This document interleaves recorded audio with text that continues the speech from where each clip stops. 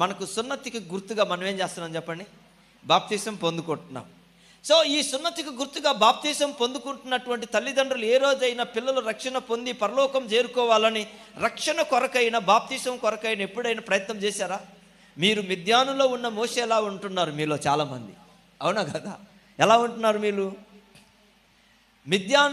మిద్యాను దేశంలో ఉన్నప్పుడు మోషే ఎలాగైతే ఆ యొక్క సున్నతి అనేటువంటి ఆ ధన్యత తన పిల్లలకు నిబంధన, దేవునితో తన పిల్లలకు నిబంధన అన్నటువంటిది కలగకుండా మోషే ఏం చేశాడు? అక్కడ తన మామయ్యంట అక్కడ 40 సంవత్సరాలు మోషే ఉంటే 40 సంవత్సరాలలో తన పిల్లలకు ఎప్పుడైనా సున్నతి చేయడానికి ఒక్కరోజు కూడా మోషే ప్రయత్నం చేయలేదు. మోషే తన పిల్లలను భార్యని అంటబెట్టుకొని తీసుకొని వస్తున్న సమయాన అక్కడ దేవుని యొక్క దూత ఏం చేసింది? మోషేను చంపడానికి ప్రయత్నం చేస్తే అప్పుడు మోషే యొక్క భార్య తన 2 పిల్లలకు ఏం చేసింది? గోప్యాంగ చర్మ సున్నతి చేసింది. ఎందుకంటే మోషేకు గోప్యాంగ చర్మ సున్నతి చేయబడింది. ఆ సంగతి ఎవరికి తెలుసు? మోషే భార్యకు తెలుసు కనుక ఆమె గుర్తించింది, అరే నా భర్తకు గోప్యాంగ చర్మ సున్నతి ఉన్నది, నా పిల్లలకు లేదు కదా, కాబట్టి నా భర్త ఈ కార్యం నా పిల్లల జీవితంలో చేయలేకపోవటం వల్లనే ఇక్కడ దేవుని దూత మోషేను చంపడానికి ఇక్కడ ఈ కార్యం జరుగుతుందని చెప్పి వెంటనే అక్కడ ఒక పదునైనటువంటి వాడి కలిగినటువంటి ఒక రాయిని తీసుకొని అక్కడ తన పిల్లలు ఇద్దరికి ఏం చేసింది? అక్కడ ఆమె మోషే తల్లి ఇద్దరికి సున్నతి చేసింది. అంటే అది చాలా ఇంపార్టెంట్ అనేటువంటిది ఆమెకు అర్థమైంది. వెంటనే ఆమె చేసింది. అప్పుడు యెహోవా దూత మోషేకు ఏ కీడు చేయకుండా వెళ్ళిపోయింది. సో నిజంగా మనలో చాలామందికి ఈరోజు దేవుని నమ్ముకున్నప్పటికీ పిల్లలకు బాప్తిస్మాలు ఇప్పించి దేవుని నిబంధనలోనికి తీసుకుని వచ్చి దేవుని వారసత్వానికి పరలోకానికి వారసులుగా ఉండాలి, వాళ్ళు వారసులుగా చెయ్యాలి అన్నటువంటి ఆలోచన మనలో చాలామందికి లేదు. తల్లిదండ్రులు అయ్యారు కానీ పిల్లలను విషయంలో అన్నీ ఆలోచిస్తున్నారు కానీ రక్షణ అనుభవంలోనికి, బాప్తిస్మలోనికి, దేవుని యొక్క నిబంధనలోనికి, కొత్త నిబంధనలోనికి, ఈ క్రొత్త నిబంధనలోనికి మాత్రం చాలామంది పిల్లలను తీసుకురాకుండా వదిలేస్తున్నారు. చేయొచ్చా అలాగూ? ఏదో ఒకరోజు ఒకవేళ దేవుని ఖడ్గము వస్తే ఏం చేస్తారు? అప్పుడు మీరు మోషే భార్యలాగా అడ్డుపడగలుగుతారా? మీకు అలాంటి అవకాశం ఉంటుందా? ఏ రోజైనా ఆలోచించారా? మీరు ఎప్పుడైనా మీ కుటుంబాలలో మీ పిల్లలు ప్రభు యొక్క శరీరంలో రక్తములో వాళ్ళు పాలు భాగస్తులు కావాలని ఏ రోజైనా ఆలోచించారా? వారు దేవునితో, దేవుని కుమారుడైన యేసు ప్రభుతో ఏకమై ఉండాలని ఆలోచించారా? ఏమండి, నేను చెప్పేది మీకు అర్థమవుతుందా? అర్థమవుతుందా? మీరు ఆలోచించారా? పిల్లలు పెళ్ళిళ్ళ గురించి ఆలోచిస్తారు, చదువుల గురించి ఆలోచిస్తారు, ఉద్యోగాల గురించి ఆలోచిస్తారు, వాళ్ళకి ఏదన్నా మంచి ఇల్లు కావాలని ఆలోచిస్తున్నారు, అన్నీ ఆలోచిస్తున్నారు. కానీ దేవునితో నిబంధన కలిగిన నిబంధన జనముగా పరలోక వారసులుగా ఉండాలని ఎప్పుడైనా పిల్లల గురించి ఆలోచించారా? మోషే భార్య ఎలాగో ఆలోచించిందో ఆ మోషే భార్య ఆలోచించి తన పిల్లలకు సున్నతి చేయించి తన భర్త మీదకి రాబోతున్న కీడును తప్పించినట్లు మనలో ఎంతమంది అలా ఆలోచించగలుగుతున్నారు? నేను ఒకటే మీకు జ్ఞాపకం చేస్తున్నాను. ఒకటి, మీరు వివాహాలైన వారైతే దేవుడు మీకు బిడ్డలనిస్తే వాళ్ళు ఒక వయసుకు వచ్చుంటే తప్పకుండా వాళ్ళకు బాప్తిస్మాలు ఇప్పించి వాళ్ళను దేవుని రాజ్య పౌరులుగా, పరలోక వారసులుగా, రాబోతున్న కీడును తప్పించుకునే వారిగా, దేవుని ఉగ్రతను తప్పించుకునే వారిగా, నరకమును తప్పించుకునే వారిగా వారికి ఈ అవకాశాన్ని తప్పకుండా మీరు ఏం చేయాలి? కలిగేటట్లు దేవుని సన్నిధిలో ప్రార్థన చేసి వాళ్ళను ఆ రీతిగా సిద్ధపరచాలి.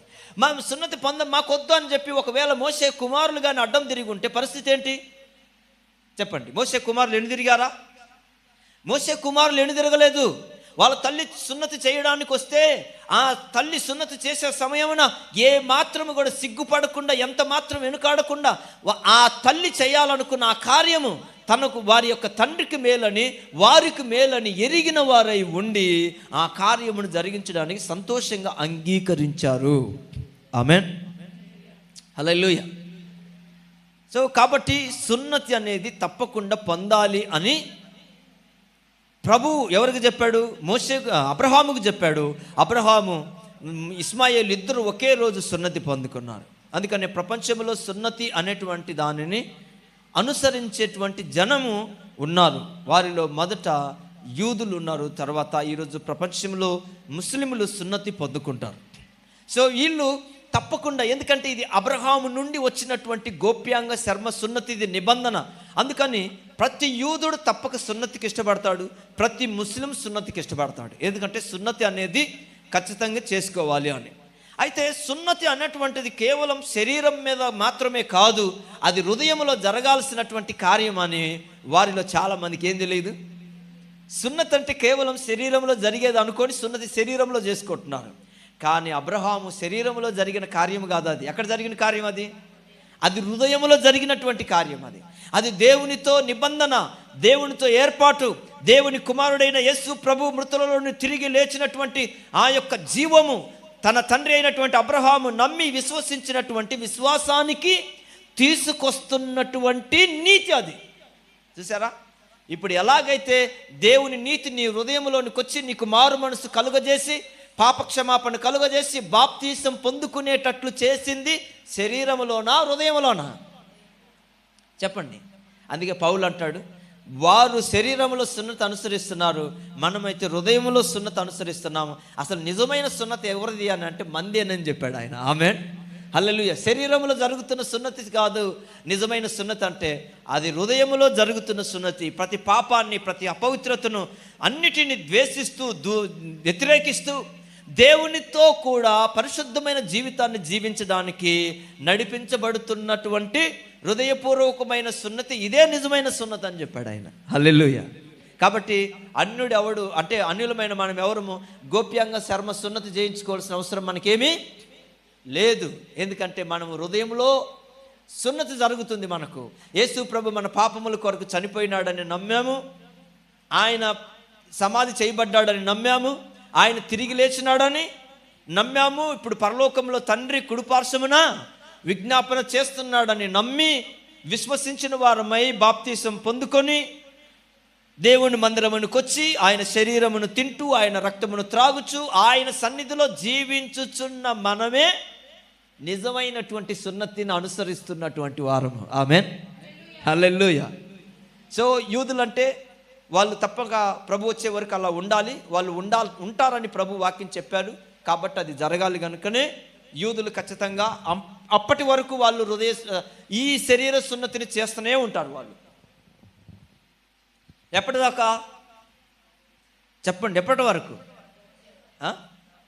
ప్రభువు వచ్చే వరకు. ఎందుకంటే వాళ్ళ నేత్రాలు తెరవబడలేదు, ఇప్పుడు వాళ్ళ నేత్రాలు మూయబడ్డాయి.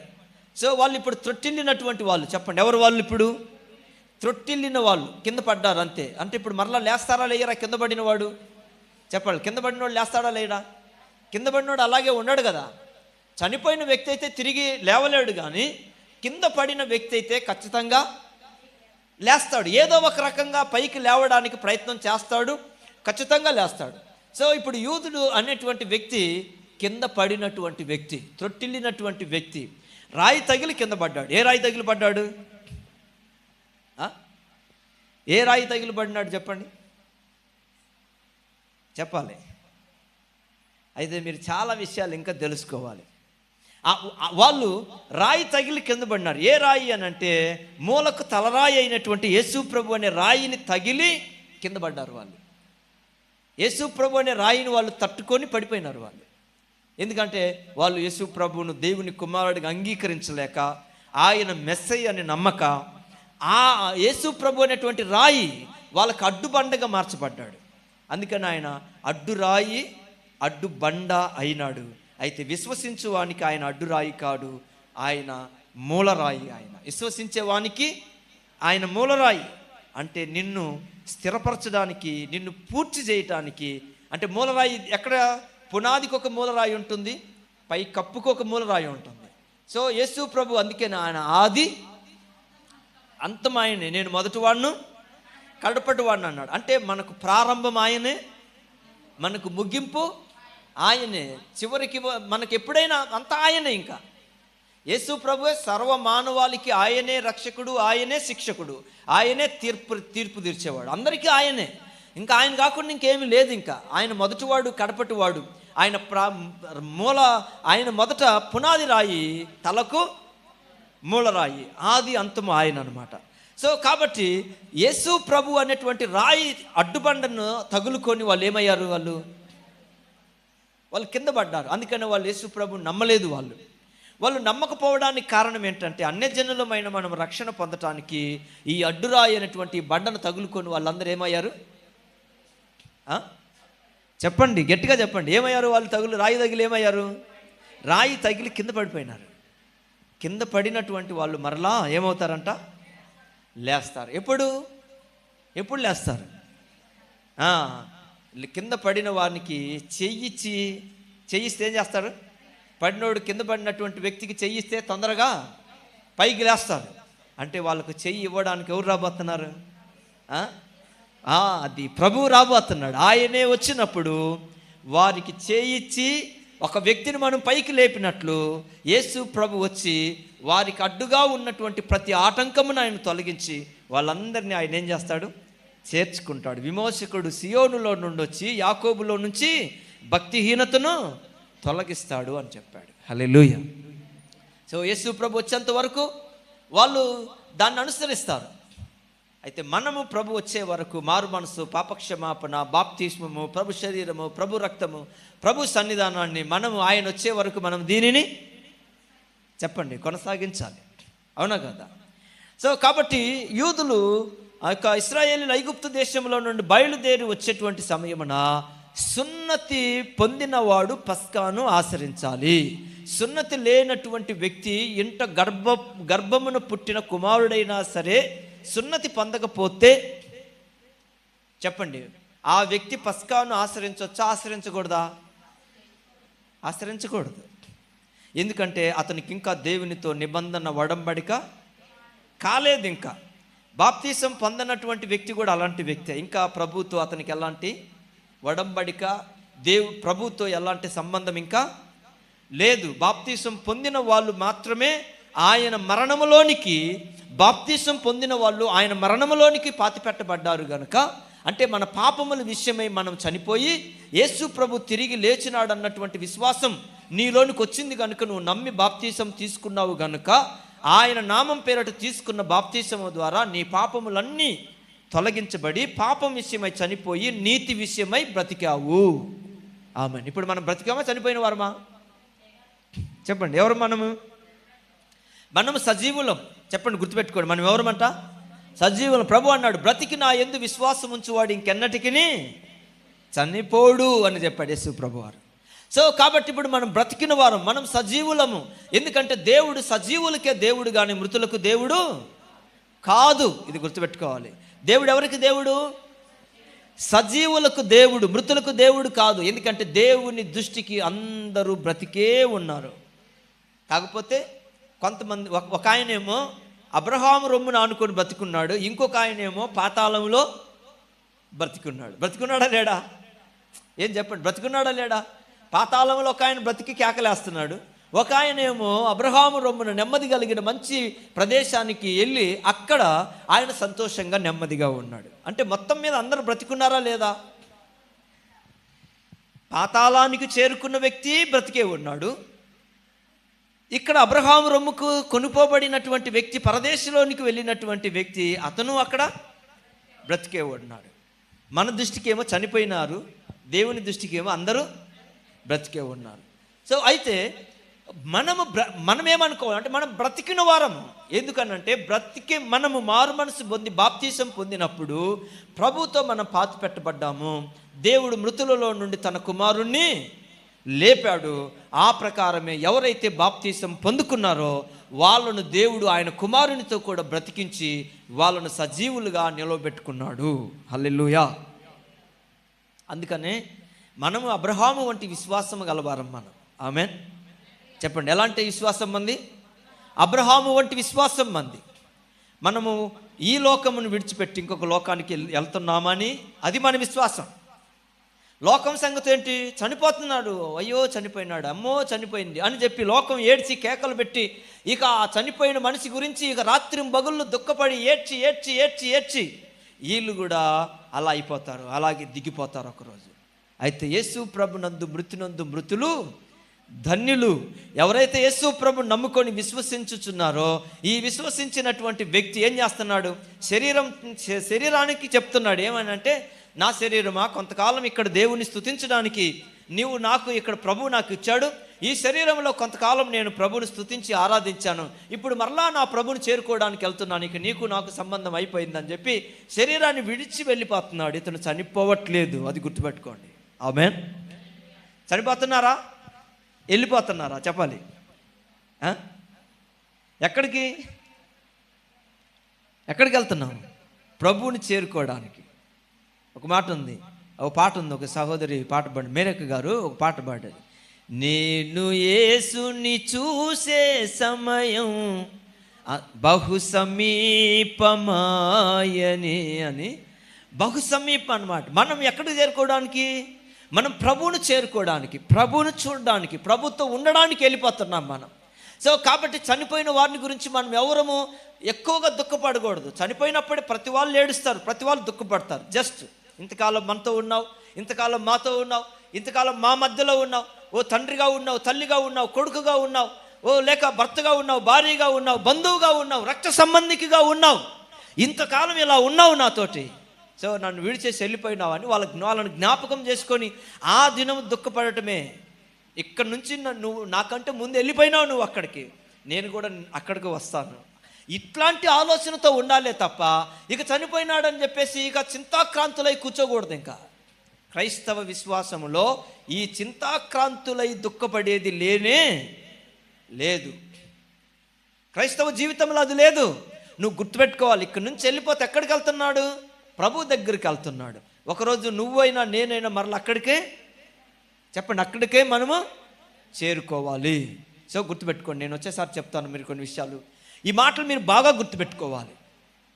కనుక మనము మృతునందు తిరిగి లేచినటువంటి వారము, మనము దేవుని ప్రజలము, మనము సజీవులము, మనము దేవుణ్ణి ఆరాధించేటువంటి మనము ఆరాధికులం. మనము ఎల్లప్పుడూ దేవునిని స్తుతించడానికి దేవుడు ఈ భూమి మీద ఆయనను స్తుతించే అధికారాన్ని, అవకాశాన్ని ఇచ్చాడు. ఇక్కడి నుంచి అక్కడికి వెళ్ళిపోయిన తర్వాత కూడా మనం చేసేది ఏంటి? అక్కడ కూడా స్తుతే. కొంతమంది అనుకుంటారు ఇక్కడంటే అప్పుడప్పుడు కొన్ని ఉన్నాయి, ఇక పరలోకం పోతే ఇంక అంతా ఎప్పుడు దేవుని స్తుతించడం అంటే కుదురుద్దా? ఇక్కడంటే అప్పుడప్పుడు అన్నీ ఉన్నాయి, ఇక్కడ అన్ని అవకాశాలు ఉన్నాయి, ఇక్కడ కొంత ఎంటర్టైన్మెంట్ ఉంది, కాసేపు అటుపోయి రావచ్చు, కాసేపు ఇటుపోయి రావచ్చు, నచ్చిన పని ఇక్కడ చేసుకోవచ్చు, నచ్చిన వంట వండుకొని తినొచ్చు. మరి అక్కడికి వెళ్తే ఇవన్నీ కుదురుద్దా? నువ్వు అక్కడికి వెళ్ళేది ఎందుకు? ఇక్కడ ఉన్నవన్నీ మర్చిపోవడానికి, ఇక్కడున్న కన్నీళ్ళు, ఇక్కడున్నటువంటి వేదన, ఇక్కడున్న బాధలు అన్నీ విడిచిపెట్టేయడానికి, అన్నీ మర్చిపోవడానికి అక్కడికి వెళ్తున్నాం. సో అసలు ఇక్కడ మనం ఐగుప్తులో దాస్యం అనే కాడి కింద ఇశ్రాయేలీయులు బాధపడినట్టు కొంతకాలము ఈ యొక్క లోకమన్న ఐగుప్తులో కొంతకాలం బాధపడుతున్నాం. ఇక్కడ నుంచి మనం విడుదల పొందుకున్నప్పుడు మనం సంతోషిస్తాం. ఆమేన్. అవునా కాదా? సో కాబట్టి సున్నతి అనేది మన హృదయంలో జరిగింది. మనం బాప్తీసం పొందుకున్నాం, మనం ప్రభువారం అయి ఉన్నాము. ఇప్పుడు వీరు మాత్రమే, అంటే ఎవరైతే సున్నతి పొందినారో వారు మాత్రమే పస్కాను ఆశ్రయించాలి. చెప్పండి, ఎవరు ఆశ్రయించాలి పస్కాను? సున్నతి పొందినవారు. సున్నతి పొందినటువంటి వ్యక్తి పస్కాను ఆశ్రయించాలి. పస్కా ఎలాంటిదంట అంటే, పస్కా అనేటువంటిది ఒక గొర్రెపిల్ల. పస్కా ఏంటిది చెప్పండి? ఒక గొర్రెపిల్ల. వాళ్ళు ఆశ్రయించబోతున్నటువంటి ఆ యొక్క పస్కాలో వాళ్ళ కొరకు దేవుడు ఏర్పాటు చేసింది ఏంటంటే ఒక గొర్రెపిల్ల, లేకపోతే ఏడాది గొర్రెపిల్లైనా, చెప్పండి, మేకపిల్లైనా. సో ఈ రెండింటిని మీరు ఏదైనా సరే పరిశుద్ధమైనటువంటి వాటిని, ఏడాది గొర్రెపిల్లనైనా, ఏడాది పొట్టేలిని లేక గొర్రెనైనా మేకనైనా తీసుకొని దానిని యెహోవా పేరట మీరు దాన్ని అర్పించి గొర్రెపిల్ల యొక్క రక్తమును ఏం చేయాలంట? ఉదించబడిన గొర్రెపిల్ల రక్తమును తీసుకొని ఆ యొక్క ద్వార బంధువుకు, చెప్పండి దేనికి? ద్వార బంధువుకు పూయాలి. ఆ ద్వార బంధువుకు పూసేసి ఆ తర్వాత మీరు నిలువు కమ్మీలకు పూయాలి, అడ్డ కమ్మీలకు పూయాలి, ఆ రక్తమును పూయాలి అన్నాడు. దేనికి అని అంటే, ఈ రాత్రి గొప్ప వధ జరగబోతుంది. చెప్పండి, ఏం జరగబోతుంది? చెప్పాలి, ఏం జరగబోతుంది? గొప్ప వధ జరగబోతుంది. ఐగుప్తు దేశం మీద దేవుని యొక్క కోపము రాబోతుంది. ఐగుప్తు ఇంటిలో, ప్రతి ఇంటిలో తొలిసూలు కుమారుడు చనిపోబోతున్నాడు. సో కాబట్టి మీకు అది ఏది చెప్పండి, మీకు అది ఏది సంభవించకుండా ఉండడానికి, గుర్తుపెట్టుకోవాలి, అది ఏది మీకు సంభవించకుండా ఉండడానికి, ఆ కీడు ఏది మీ మీదికి రాకుండా తప్పించుకోవడానికి మీలో ప్రతి కుటుంబంలో ఏముండాలంట? పస్కా వధించిన ఆ గొర్రెపిల్ల యొక్క రక్తము ప్రతి ఇంటికి ద్వార బంధువులకు పుయ్యబడి ఉండాలి. మీలో ప్రతి ఇంటిలో వాడు ఆచరించాలి? పస్కా ఆచరించాలి. ఈ పస్కా ఆచరించడానికి ఏం చేయాలంట? ఎలా ఆచరించాలి? ఒకసారి అదొకటి ఏమన్నాడు? మీ నడుములు కట్టుకొని, మీ చెప్పులు తొడుగుకొని, కర్రను చేత పట్టుకొని త్వరపడుచు. చూసారా, ఇక్కడ దానిని తినే విధానం కూడా ఒక ప్రత్యేకతను కలిగి ఉంది. అందుకని క్రైస్తవులు ప్రభు శరీరంలో రక్తములో పాలు పంపులు పొందేవాళ్ళు ఎట్లా పడితే అట్లా ప్రభు శరీరమును రక్తమును తినకూడదు, త్రాగకూడదు. అలా తిని త్రాగిన వాళ్ళు ప్రభు యొక్క రక్తము శరీరం విషయంలో ఏమవుతారంట? అపరాధులు. చెప్పండి, ఏమవుతారు? అపరాధులు అవుతారు. దేవుని మందిరం అపరాధానికా నిరపరాధులకా? ప్రభు యొక్క రక్తము ఆయన శరీరం అపరాధానికా నిరపరాధానికా? మనం ప్రభు శరీరమును రక్తమును తింటున్నది దేనికి? నిరపరాధులుగా ఉండడానికి. కొత్త ఆకాశం కొత్త భూమిలో ప్రవేశించే వాళ్ళు ఎవరై ఉండాలంట? అనిందులై ఉండాలి, నిరపరాధులై ఉండాలి. అంటే ఇప్పుడు మనం ప్రభు యొక్క శరీరమును రక్తమును తిని త్రాగుచున్న దేనికి? నిరపరాధులుగా ఉండడానికి, ప్రభుతో ఉండడానికి. కానీ కొంతమంది ఏమవుతున్నారంట? మరలా అపరాధులైపోతున్నారు. అంటే ప్రభు శరీరాన్ని రక్తమును తిని త్రాగే వాళ్ళు కొంతమంది వివేచించకుండా ఇది ప్రభు రక్తం అని, బాప్తీసం పొందిన వాళ్ళు ఇటు చూడాలి నా వైపు. ఇప్పుడు ఎవరైతే ప్రభు బల్లాలో పాలు పంపులు పొందుతున్నారో మీరు నా వైపు చూడండి. ఎవరైతే ప్రభు శరీరంలో పాలు పంపులు పొందుతున్నారో మీరు ప్రభుతో ఏకమవుతున్నారు. సో కాబట్టి ఒక పురుషుడు, ఒక స్త్రీ, ఒక పురుషుడు అంటే భార్యాభర్తలు ఇద్దరు ఎలాగైతే వాళ్ళ యొక్క ఒకరితో ఒకరు ఏకమైనట్లుగా మనము ప్రభువును కలుసుకుంటున్నాం. ఎందుకంటే ప్రభువుతో ఏకమై ఉన్నామన్నాడు. ప్రభువును కలుసుకునేవాడు ఏమై ఉన్నాడంట? ప్రభువుతో ఏకమై ఉన్నాడు. అంటే ప్రభు శరీరమును ప్రభు రక్తం తిను త్రాగువాడు ప్రభు యొక్క శరీరములో, ప్రభువు సంఘము ప్రభు శరీరమై ఉన్నాడు. కాబట్టి ఆయన శరీరములో మనం ఏమై ఉన్నాము? శరీరానికి ఏమున్నాయి? అవయవములు ఉన్నాయి. సో కాబట్టి మనము ప్రభు యొక్క శరీర అవయవాలం. మనము అవయవము శరీరంలో అతకబడి ఉంటుందా? ఏకమై ఉంటుందా? కలుసుకొని ఉంటుందా? విడిగా ఉంటుందా? ఏకమై ఉంటుంది.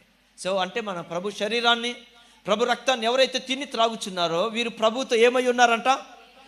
అది నువ్వు ఏకమవుతున్నావు, ప్రభు రక్తమును శరీరమును తింటున్నావు అని అంటే నువ్వు మరింత పరిశుద్ధపరచబడి ఆయన శరీరంలో ఒక అవయవముగా నువ్వు మరింత పరిశుద్ధతను నువ్వు స్వతంత్రించుకుంటున్నావు. కనుక ప్రభు శరీరమును తిని త్రాగే వాళ్ళు ఎవరైతే ప్రభు యొక్క రక్తమును ప్రభు శరీరమును ఎవరైతే తినుచు త్రాగుచున్నారో మీరు జాగ్రత్తగా తినండి. ఏదో ఇది రొట్టె కదా, ద్రాక్ష రసం ఏదో తీయంగా ఉంది, రొట్టె కదా తీయంగా ఇట్లా ఉన్నదని చెప్పి మీరు ఏదో తినడానికి ప్రయత్నం చేయబాకండి, అట్లా తినబాకండి. ఇది ప్రభు యొక్క శరీరము, ఇది ప్రభు యొక్క రక్తము. శరీరం ఎందుకు అర్పించబడింది చెప్పండి? ఏంటి?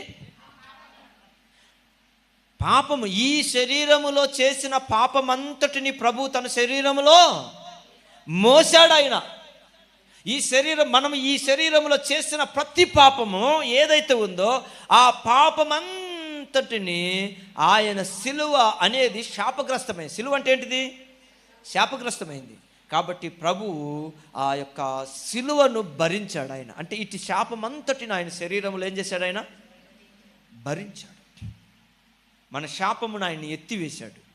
సో కాబట్టి నువ్వేం గుర్తుపెట్టుకోవాలంటే నేను నా తల్లి గర్భమును పడింది మొదలుకొని భూమి మీద నేను జీవించిన కాలం అంతట్లో నా శరీరంలో ఏ పాపమైతే ఎంతకాలమైతే నా శరీరంలో ఉంటూ వచ్చిందో వీటన్నిటిని యేసయ్య తన శరీరము ద్వారా నా శరీర పాపం అంతటిని ఏం చేశాడు? మోసాడు. చెప్పండి, ఏం చేశాడు? నా పాపము. ఈ శరీరం దేనికి తింటున్నావు? ఈ శరీరాన్ని దేనికి తింటున్నావు? ప్రభు యొక్క శరీరం, ఆ రొట్టె అనేది ప్రభు శరీరం ఎందుకు తింటున్నావు అంటే నీవు చేసిన పాపము ఆయన శరీరము ద్వారా భరించాడు. ఆయన యొక్క రక్తం ఎందుకు తాగుతున్నావు? ద్రాక్షరసం అంటే ఆ రక్తము మన ప్రతి పాపమును కడిగింది. నా పాపములో నుంచి నన్ను విమోచించడానికి, నా ప్రతి పాపమును తొలగించడానికి యేసయ్య ఏం చేశాడు చెప్పండి? ఏం చేశాడు? ఆయన యొక్క రక్తమును చిందించాడు, ఆయన రక్తమును అర్పించుకున్నాడు ఆయన. సో కాబట్టి ఆ రక్తం ఏం చేసింది? ఇప్పుడు నువ్వు రక్తం తాగేటప్పుడు నువ్వేమనుకోవాలి?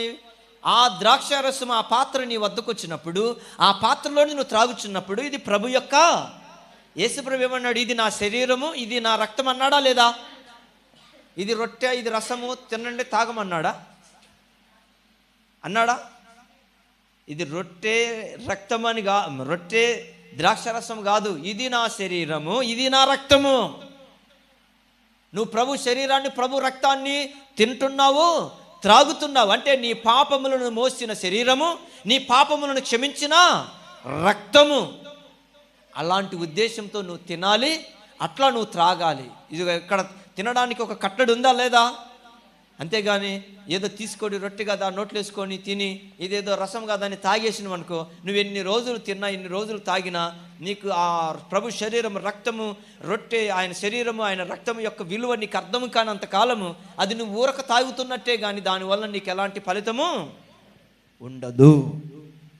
అది మనసులో పెట్టుకొని నువ్వు తప్పకుండా ప్రభు శరీరమును, రక్తమును తిని త్రాగుతున్నావు గనుక ప్రభు చెప్పాడు, నా శరీరమును తిని నా రక్తము త్రాగువాడు నిత్య జీవము గలవాడు. అది నువ్వు తిని తాగుతున్నప్పుడు ఏమనుకోవాలంటే, నేను నిత్య జీవం గలవాడిని, నేను యేసు ప్రభుతో యుగయుగాలు ఉంటాను, నేను అందరిలాగా ఈ లోకంలో చనిపోయి మట్టికి మన్నుగా మారిపోయి అంతటితోనే ఉండను, నేను నిత్య జీవం గలవాడిని. దేవుడు ఎలాగైతే నిత్య జీవం గలవాడో, దేవుడు ఎలాగైతే యుగయుగాలు ఉన్నాడో, అలాగే నేను కూడా నిత్య జీవం గలవాడను, దేవునితో యుగయుగాలు ఉంటాను, దేవునితో ఉంటాను.